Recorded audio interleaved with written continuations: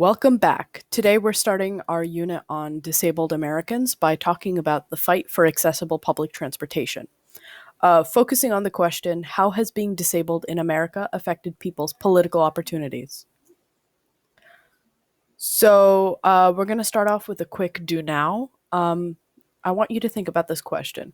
How much do courts play a role in creating and maintaining the rights we have as citizens? Do you think judges should be elected officials? Why or why not? So just pause the video right here and take a quick second to think about that question.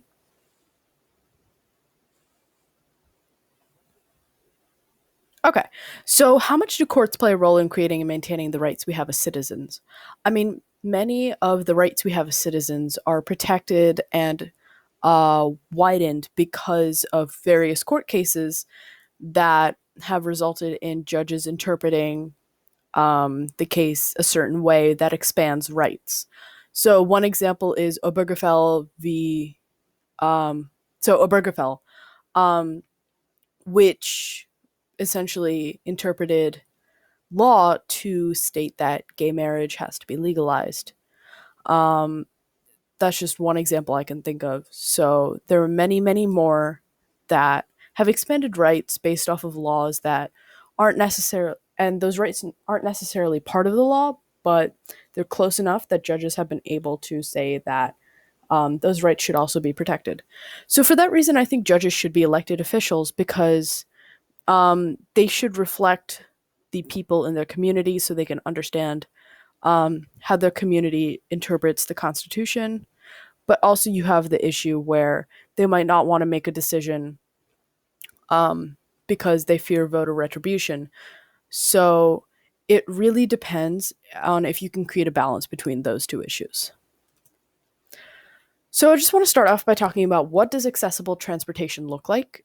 It's not just about physically accessing vehicles. It has to provide information that's usable by everyone. So if there's a video, it has to have subtitles for deaf people or hard of hearing people. If there's writing, there should be braille, so blind people or those with vision loss can access it. If there's information high up and someone in a wheelchair can't see it, the information should be lowered. Things like that. Maps should be tactile, so people who can't see them can touch them. Things like that. You should also train transport staff to understand the needs of disabled people. Urban areas should be designed to allow people to move safely and confidently, no matter what mobility aid they use. Every step of the journey must be accessible from a bus stop to a train station. So buses should be wheelchair equipped, train stations shouldn't only be stair or escalator accessible, things like that. And this accessibility must be affordable as well. You can't make people go out of their way to go to a wheelchair bus, which could be more expensive for them, or pay to use an elevator, things like that. So we're going to start off by discussing the Urban Mass Transportation Act of 1970, which was an amendment to the earlier 1964 Urban Mass Transit Act.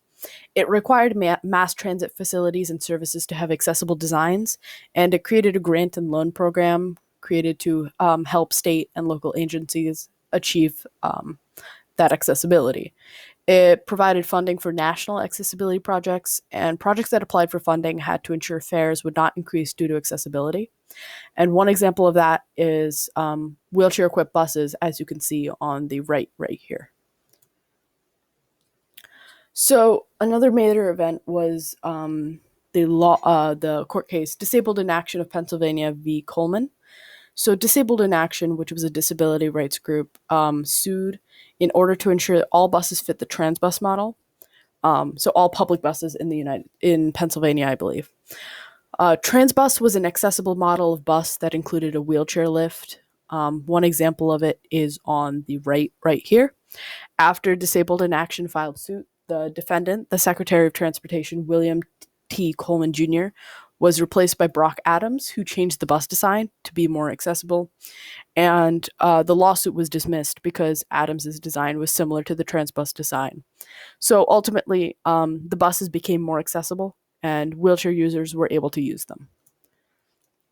In 1970, there was a series of protests by ADAPT in Denver. So on July 5th, 1978, protesters surrounded two back-to-back Denver RTD buses, so public transportation buses that were blocked a busy intersection. The protesters were angry that the new fleet of buses were not accessible at all, and the protesters were called the Gang of 19. You can see four of them right here on the left. They're lying down in front of a bus, and they've put various signs on top of the bus, held there by the windshields.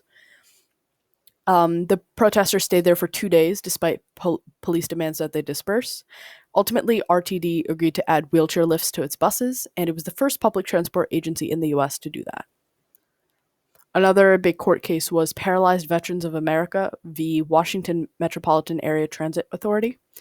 So, Paralyzed Veterans of America, or PVA, filed suit against the Washington, D.C. Metro because they didn't comply with the Architectural Barriers Act. So the ABA states that facilities designed, built, altered, or leased with funds supplied by the U.S. federal government should be accessible to the public. And the court ruled that Metro couldn't open any transit buildings until they were accessible. Another court case was Lloyd v. Illinois Regional Transportation Authority. It was a suit brought forth to make Chicago public transportation accessible, and it sought to establish that that disabled people had a right to access mass transit. The court ruled in their favor and stated that Chicago public transport had to become accessible. So in 1988, there was a series of protests known as the Greyhound Protests across the nation. On August 12th, 1988, ADAPT surrounded a Greyhound bus in downtown LA and shut down traffic for 9 hours. LA had recently leased 12 Greyhound buses for its public transportation system, none of which were accessible. The inaccessibility of Greyhound buses was a national issue, which is why they were targeted by ADAPT for nationwide protests in 1988. And you can see a newspaper clipping of the protesters on the left, sitting in front of the bus, and the headline states, "Disabled people block buses, 37 arrested." Another major court case was ADAPT v. Skinner. ADAPT sued the Department of Transportation for not requiring transit authorities across the nation to make their systems accessible. The DOT stated that transit authorities could make their systems accessible or create a few specific buses or trains that were accessible. And DOT stated that if transit authorities spent 3% of their total expenditures on accessibility, they fit accessibility requirements under the law.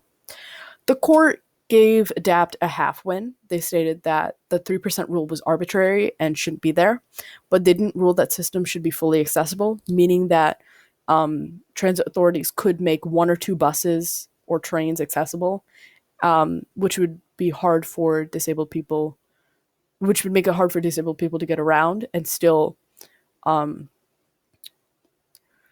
be accessible enough for it to be legal. In 2013, the DOT released a new set of rules expanding accessibility rules in air travel. They stated that airport kiosks and interiors had to be accessible to wheelchair users, and that airplane websites had to be accessible for disabled people. And it allowed disabled people to travel independently, not only domestically across the nation, but also internationally, and it made it a lot safer as well. So for our exit slip, I want you to just think about these two questions. Why is access to public transportation so important? Do you think independence is possible without transportation access? So just think about those questions for a couple seconds. Pause the video. Okay. So access to public transportation is really important because it offers a way for people to get around without having to buy cars that they might not be able to afford, especially if they have to get those cars modified for their disability, or if their disability means they can't drive. Public transportation means that people can get around and they're able to go places without needing someone else. And independence really is impossible without the ability to transport yourself, because you can't be independent if you have to rely on someone else to go everywhere. That, or you're just trapped in your house, which isn't, no one wants to be just trapped in their house. That's not a fun way to live. So ensuring accessibility to public transport is very important for a good quality of life for disabled people. So once again, thank you for joining me. As usual, I'll be linking the primary source document in the description, and I hope you have a great day.